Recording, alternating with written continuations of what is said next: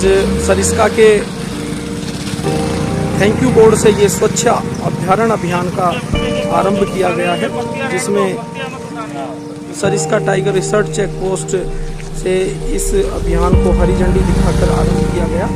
और स्वच्छ अभ्यारण्य करके जो थीम रखी गई, उसका मुख्य उद्देश्य हमारे इस जंगल को बचाने के लिए, इसकी स्वच्छता को कायम रखने के लिए ये पूरी टीम आज यहाँ अपनी स्वयंसेवकों के साथ इस कार्य को संपादित करने में लगी है। और हम सरिस्का प्रशासन का भी आभार व्यक्त करेंगे कि इन्होंने इस मुहिम में पहल करके और स्वयं सर हमारे साथ इस अभियान में लगकर इस कार्यक्रम को आगे बढ़ा रहे हैं।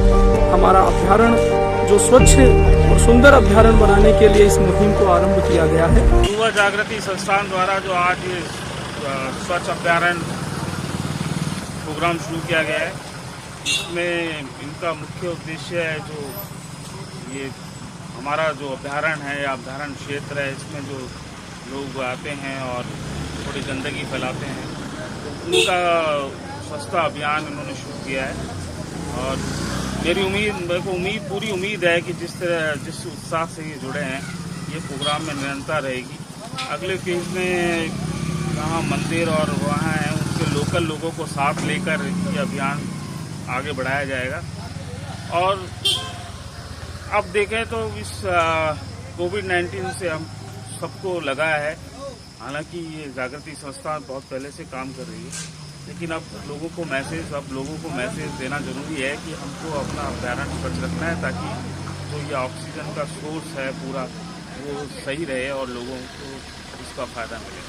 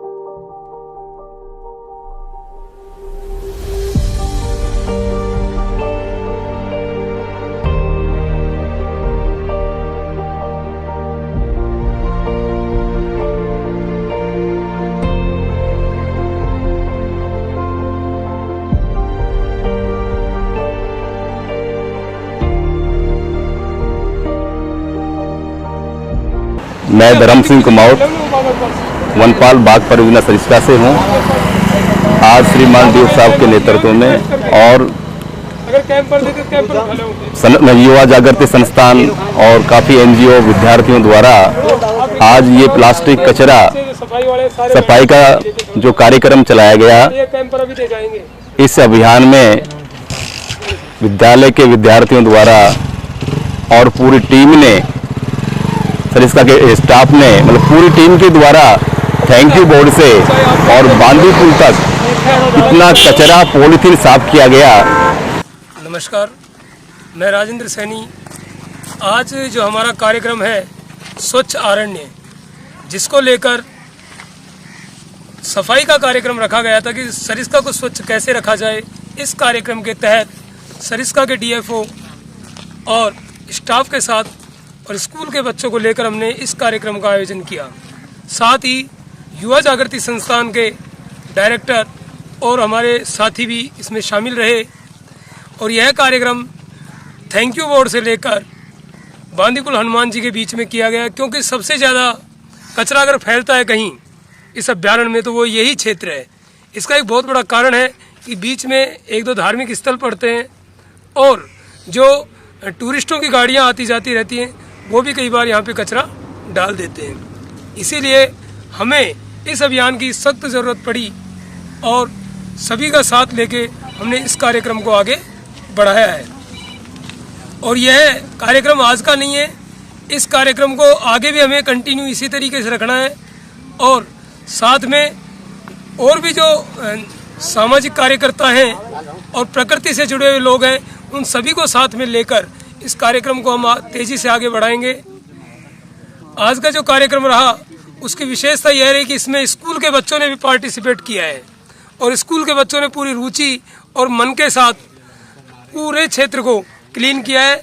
ये एक बहुत अच्छी बात है, क्योंकि यही बच्चे आगे चल के इस क्षेत्र को संभालने वाले बनेंगे, क्योंकि यही यहाँ के फ्यूचर है। इसीलिए इनको साथ लेना बहुत ही ज़रूरी था। मैं आभार व्यक्त करना चाहूँगा हमारे संस्था के डायरेक्टर श्री गोकुल जी का, कि जिन्होंने इस कार्यक्रम को रखकर एक सराहनीय कार्य किया, क्योंकि इससे लोगों के अंदर मैसेज भी जाएगा। बहुत से लोग इस चीज़ को देख भी रहे थे, ऑब्जर्व कर रहे थे कि किस तरीके से छोटे छोटे बच्चे और सभी लोग मिलकर इस अभ्यारण्य की सफाई में लगे हुए हैं, और यह मैसेज ज़्यादा से ज़्यादा लोगों तक पहुँचे, यही मैं कामना करता हूँ। धन्यवाद। जय हिंद, जय भारत। युवा जागृति संस्थान के माध्यम से एक अनूठा अभियान यहाँ सरिस्का अभ्यारण्य में शुभारंभ किया गया। डीएफओ सर ने हरी झंडी दिखाकर इस स्वच्छ प्लस अभ्यारण्य, इस मुहिम को, यानी कि स्वच्छता के साथ हमारे अभ्यारण्य की स्वच्छता को स्वच्छ करने के लिए इस मुहिम को आरंभ किया गया। आज यहाँ थानागाजी के अलग अलग स्कूल्स के जो वॉलंटियर्स हैं, साथ में हमारे राजेंद्र जी, लेखराज जी और बद्री जी, उनके संयुक्त प्रयासों से ये वॉलंटियर्स इस मुहिम में संकलित होकर, एकत्रित होकर आज लगभग 50 से 60 लोगों की तादाद में हमने 2 दल बनाकर इस मुहिम को आरंभ किया। और आप देख रहे हैं कि ये जो अभ्यारण्य है, ये एक तरीके से हमारे अलवर के फेफड़े के नाम से विख्यात है, लेकिन आज हम इसे फेफड़े नहीं, अलवर के टैंक भी कह सकते हैं, क्योंकि ऑक्सीजन का टैंक की आवश्यकता हमने लॉकडाउन के अंदर महसूस की। लेकिन ये प्रकृति की एक ऐसी धरोहर है जिसे हमें सजोने की आवश्यकता है। तो आइए हम इस मुहिम का हिस्सा बने।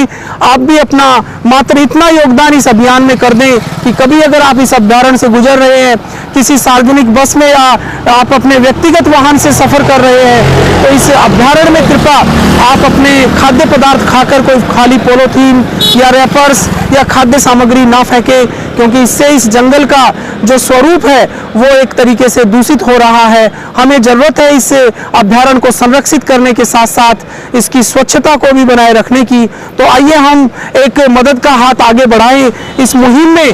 व्यक्तिगत तौर से कम हम मानसिक तौर से तो जरूर जुड़ें और लोगों को प्रेरित करें कि वो इस अभ्यारण्य को स्वच्छ बनाने में एक महत्वपूर्ण योगदान दें। धन्यवाद। हम सरिस्का वॉरियर है, ये अभ्यारण्य हमारा है। हम सरिस्का वॉरियर हैं, ये अभ्यारण्य हमारा है। हम सरिस्का वॉरियर हैं, ये अभ्यारण्य हमारा है। हम सरिस्का वॉरियर हैं, ये अभ्यारण्य हमारा है।